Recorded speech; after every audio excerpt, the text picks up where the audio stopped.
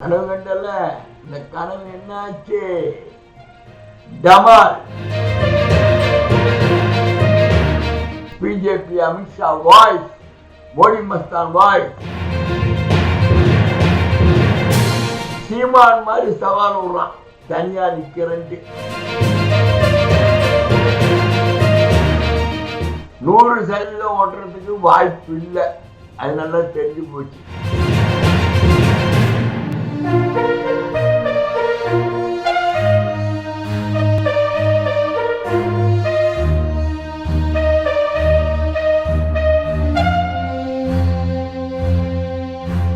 சபாஷ், தாவேகா விஜய் சரியான போட்டியை சரியான நிலை எடுத்திருக்கான்.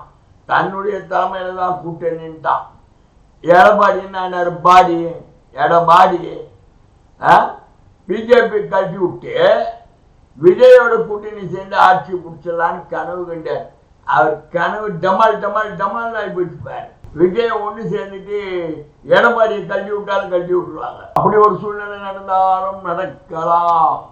ஆனால் ஏன்னா மரவெட்டி அப்பம் உள்ள தகராறு பெரிய ஜாதி கலவர மாதிரி ஒரே கட்சிக்குள்ள அடிச்சுக்கின்னு வயக்காட்டுல எல்லாம் ஓட விடுறானுங்க. போலீஸ் ஸ்டேஷன் கம்ப்ளைண்ட், அது இனிமேல் ஓட்டு ஒட்டாது. 100% ஓட்டுறதுக்கு வாய்ப்பு இல்லை, அது நல்லா தெரிஞ்சு போச்சு. அதனால விஜய் ஒரு தீர்மானமா எதிர்கட்சியாவது உட்காரலாம். இந்த மாதிரி நம்ம ஆட்சியை பிடிக்கலாம், நம்ம ஓட் பேங்க் எவ்வளவு இருக்குன்றத நம்ம தனியா நின்று சீமான் மாதிரி சவால் விடுறான். தனியா நிக்கிறேன்ட்டு நிக்கிறேன்னு சொல்லிட்டான். பொதுக்குள்ள எல்லாம் தீர்மானம் போட்டாங்க. இப்ப எடப்பாடி கனவு டமால் டமால்னு ஆகிப்போச்சு. பிஜேபி என்ன செக் வைக்க போறான்? குருமூர்த்தி என்ன ஐடியா பண்ண போறாரு? அந்த குருமூர்த்தி தான் அவனை இழுத்துன்னு வந்தாரு. பிஜேபி தூண்டுதல் பேர்ல தான் விஜய் வந்தான். களத்துல மக்களுடைய சப்போர்ட் எல்லாம் அதிகமா அவரை பார்த்துட்டு அவருக்கு ஆசை வந்துடுச்சு, தனியாவே இருக்குமே நம்ம பார்த்துருவோம் அப்படின்ட்டு. விஜயகாந்த் மாதிரி எதிர்கட்சி தலைவரோட வரலாம். ஆமா, விஜயகாந்த் மாதிரி விஜய் எதிர்கட்சி தலைவராகவும் வரலாம். பேசிக், இப்பதான் பேசிக். அவருக்கு எவ்வளவு ஓட்டு வாங்கி இருக்குதுன்னு இப்ப தெரியும் போகுது. இதுக்கு நடுப்புற நம்ம மோடி மஸ்தான் எலெக்ஷன் கமிஷனை வச்சு ஓட்டை நிக்கிறது, ஓட்டை சேர்க்கறது, புதுசா புக்கிறது, கொள்றதெல்லாம் பண்ண பல வாட்டி சொல்லிட்டேன். தமிழ்நாட்டில் அவருடைய புலல் இடிவெல்லாம் ஒன்றும் நடக்காது, 100% நடக்காது. தமிழ்நாட்டில் வேற எந்த ஸ்டேட்ல ஒன்னாலும் அவர் புலல் இடிவால் நடக்கும், தமிழ்நாட்டில் நடக்க வாய்ப்பே கிடையாது. 100% அவருக்கு வாய்ப்பே கிடையாது. பாப்போம் என்ன நடக்குதுன்னு. தமிழ்நாட்டில் வைகோ திருமாவளவெல்லாம் உடைக்கணும்னு என்னென்னமோ பிளான் பண்ணாங்க. டிஎம்கே கூட்டணியை விட்டு அவங்க வர மாதிரி இல்லை. டிஎம்கே இந்தியாவுக்கே சவால் கொடுக்குது. இந்திய கூட்டணி தமிழ்நாட்டில் தேர்தல் ஆணையத்தினுடைய வெட்ட வச்செல்லாம் ராகுல் காந்தி கிழி கிழி கிழி கிழின்னு கிழிச்சுக்கிட்டு இருக்காரு. ஒரே வீட்டு அட்ரஸ்ல 500 சில்லற ஓட்டு.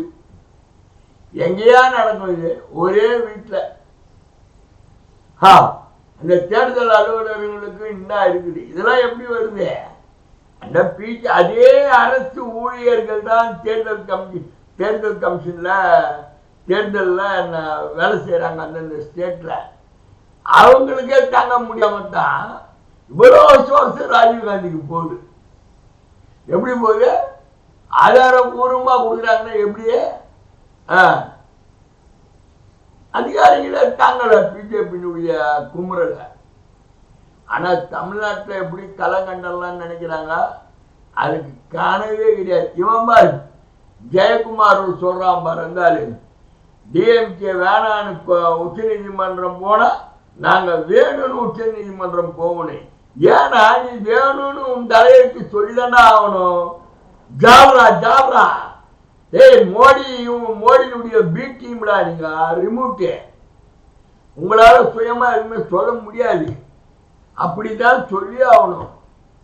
நாங்க கோர்ட்டுக்கு போவோம், திமுக வேண்டாம்னா நாங்க வேணும்னு கோர்ட்டுக்கு போவோம். இதுதான் BJP Amit Shah voice, Modi Mastan voice. தேர மாட்டீங்க நீங்க. ஏற்கனவே பிஞ்சி போய் கிடைக்குது ஏல.